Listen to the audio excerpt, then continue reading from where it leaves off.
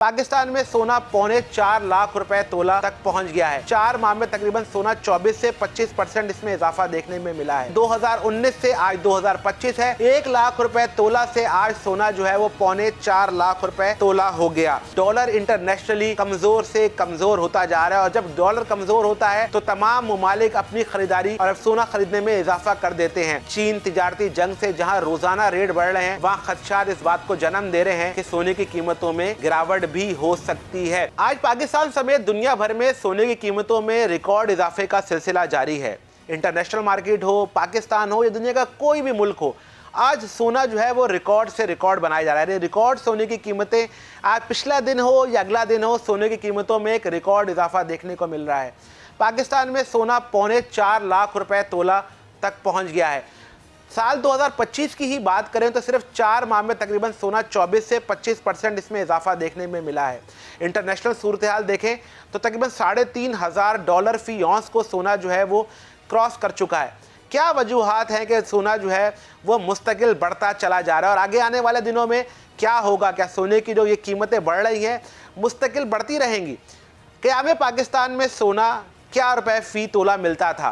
पहला पाकिस्तान में 100 रुपये तोला कब हुआ? पहला 1000 रुपये कब हुआ? पहला 10,000 रुपये कब हुआ? और पहला लाख रुपए कब हुआ? ये आज हम आपको बताएंगे। और वो कौन सा साल था जिसमें इंटरनेशनली सोने की कीमतों को जो पर लगे थे वो दोबारा नीचे आए और लोगों को बहुत बड़ा नुकसान हुआ। साल 2000 वो 12 साल था जब इंटरनेशनली सोने की कीमतें जो है वो मुंह के बल नीचे गिरी और पाकिस्तान में भी हमने इसके असरात देखे जब 63,000 रुपये तोले से सोने की कीमत कम होकर 44,000 रुपये तोले तक आ गई। क़याम पाकिस्तान की सूरत हाल देखें तो क़याम पाकिस्तान में 1947 में सोना 57 रुपये तोला था।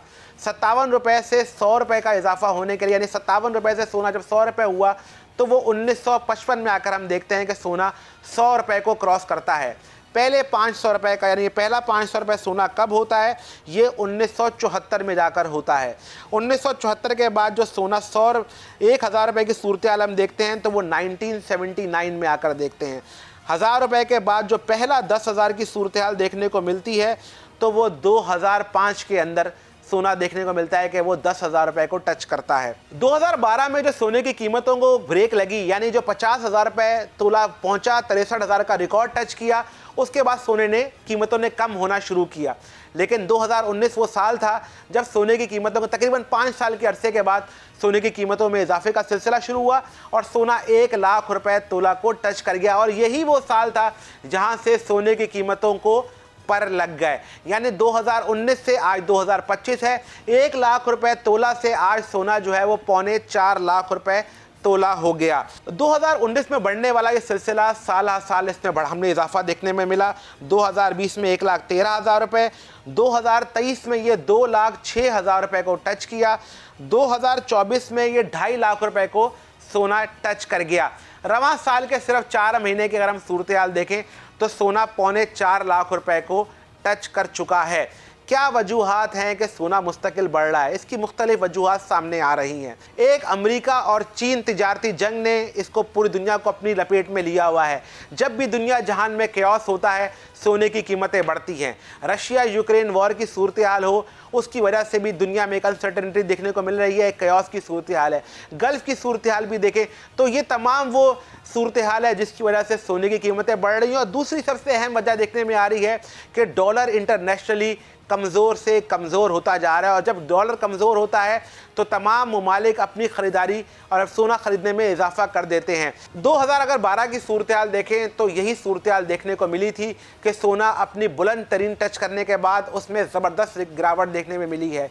आज जो जितने भी आलमी जरीदे हैं वो इस बात की निशानदेही करते हैं कि अगर अमेरिका और चीन तिजारती जंग का मामला किसी हद तक हल हो जाए, रशिया यूक्रेन के दरमियान जो बातचीत शुरू हुई है और अगर ये तमाम मामलात में बेहतरी की सूरत हाल हो जाए तो सोना 38 से 40% तक गिर सकता है। यानी अंदाज़ा लगाइए कि अगर 4.25 लाख रुपए तोले से सोने की कीमतें गिरना शुरू हुई और उसमें 38 से 40% कमी होती है तो सोने की कीमतें कहां पहुंच जाएंगी।